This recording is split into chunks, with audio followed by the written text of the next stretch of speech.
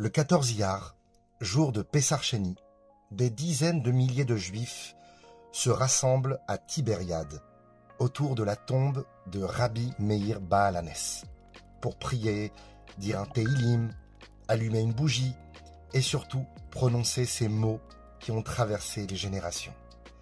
Eloka de Meir Haneni, Dieu de Meir, réponds-moi. Mais qui était donc Rabbi Meir, pour que son nom résonne encore si fort, tant de siècles après sa mort?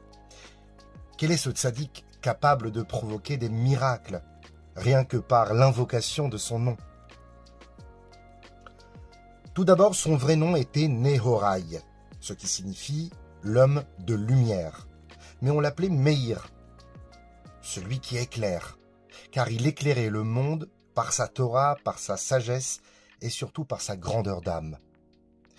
Il a vécu à l'époque troublée d'après la destruction du temple et fut l'un des plus grands disciples de Rabbi Akiva. Rabbi Akiva, ce maître qui croyait que tout est pour le bien, même dans l'obscurité la plus totale. Et Rabbi Meir a hérité de Rabbi Akiva cette capacité de voir au-delà, de croire en la lumière, même quand tout semble perdu. La Gemara rapporte que Rabbi Meir pouvait donner 48 arguments pour déclarer qu'une chose était pure et 48 autres pour la déclarer impure. Tout aussi convaincants les uns que les autres, ces arguments. Mais ce n'était pas pour semer la confusion, ou le doute, ou le trouble, c'était pour montrer la profondeur infinie de la Torah et que chaque chose peut être vue sous différents angles avec cohérence. D'ailleurs, on dit que chaque fois que la Mishnah commence par le terme matnitin, qui veut dire nos maîtres ont enseigné, il s'agit à chaque fois, en fait, d'un enseignement de Rabbi Meir. Et d'ailleurs, il est à l'origine de 335 enseignements codifiés dans la Mishnah, qui est un véritable pilier de la Torah orale. Son élève, Rabbi Yehuda Hanassi, celui qui a compilé toute la Mishnah, surnommé Rabbi, disait quelque chose d'incroyable à propos de son maître Rabbi Meir. Il disait « Tout ce que j'ai appris, je l'ai tiré du fait d'avoir vu seulement le dos de Rabbi Meir. Si j'avais vu son visage, j'aurais été 1000 fois plus grand. » C'est-à-dire que même l'ombre, le dos de Rabbi Meir, pouvait inspirer des géants. Cela peut en dire long sur sa nature. Rabbi Meir enseignait que tu ne dois pas regarder la cruche, la poche corporelle, extérieure, superficielle, mais seulement ce qu'elle contient. Il savait voir au-delà des apparences. Il ne jugeait pas l'homme sur ses habits ou sur son passé, mais sur son potentiel.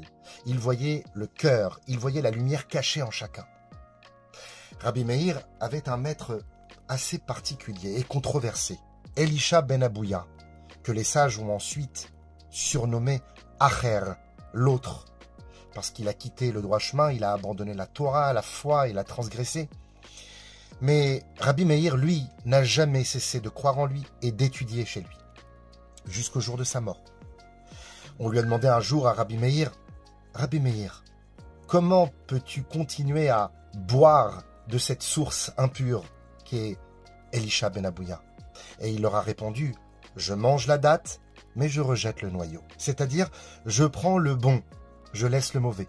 Même si quelqu'un a fauté, il peut porter en lui des trésors de vérité. Quelle leçon, quelle ouverture d'esprit. Cette ouverture, d'ailleurs, il l'a aussi acquis grâce à son épouse. Rabbi Meir était marié à une femme exceptionnelle, Brouria, une femme de Torah, d'intelligence, de finesse. Un jour, des brigands dans leur quartier faisaient beaucoup de mal autour d'eux. Et Rabbi Meir, en ayant assez, a prié malheureusement pour leur mort. Mais Brouria, sa femme, lui a dit « Mon époux, ne prie pas pour qu'il meure. Prie plutôt pour qu'il fasse teshuva. » Et en effet, Rabbi Meir a changé sa vision des choses, a changé sa prière et ils ont fait teshuva. Encore une fois, on voit l'essence du message de Rabbi Meir.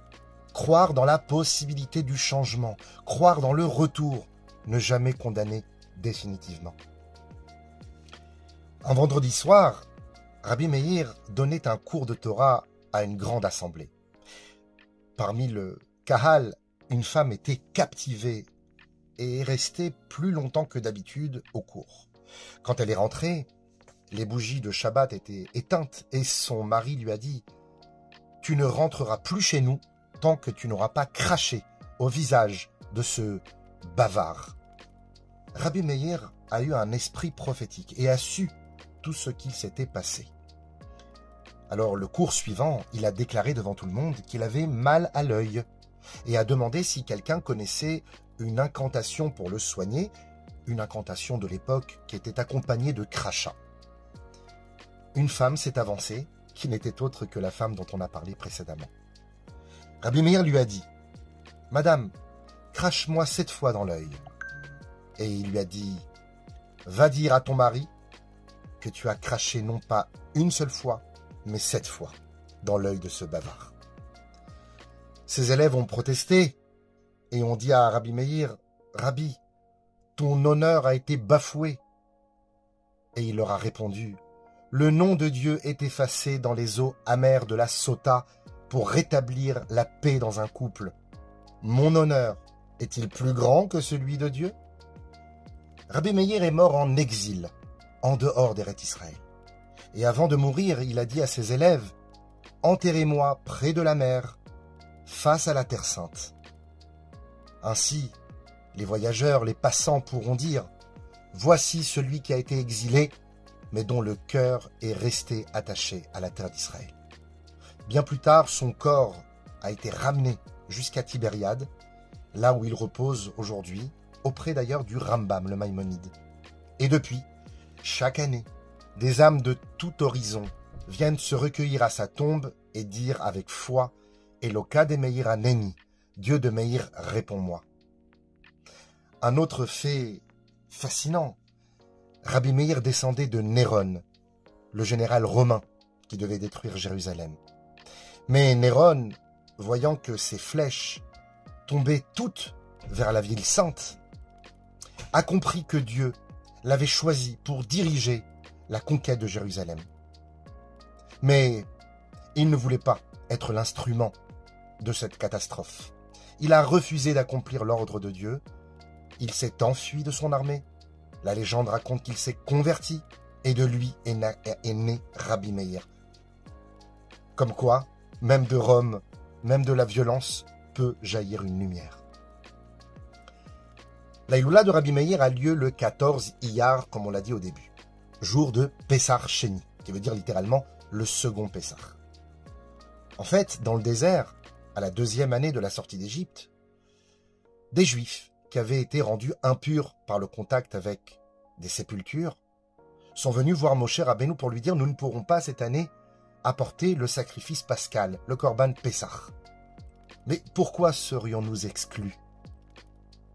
Pourquoi sommes-nous relégués au 2e rang ?» Et Dieu leur a ouvert cette notion d'une 2e chance. C'est le jour du rattrapage spirituel, le jour qui enseigne que ce n'est jamais trop tard. Et il leur a permis d'apporter le Korban Pessah 1 mois après Pessah, à cette date du 14 Iyar. Et qui mieux que Rabbi Meir qui incarne tout cela? Lui qui croyait en la tchouva, en la lumière cachée, en la 2e chance. C'est le jour idéal pour demander toutes les bénédictions, comme dit le Zohar dans Béalotra 72.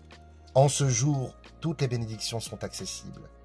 Il suffit de les demander avec un cœur sincère et de dire « Eloka de Meir Aneni, Dieu de Meir, réponds-moi. »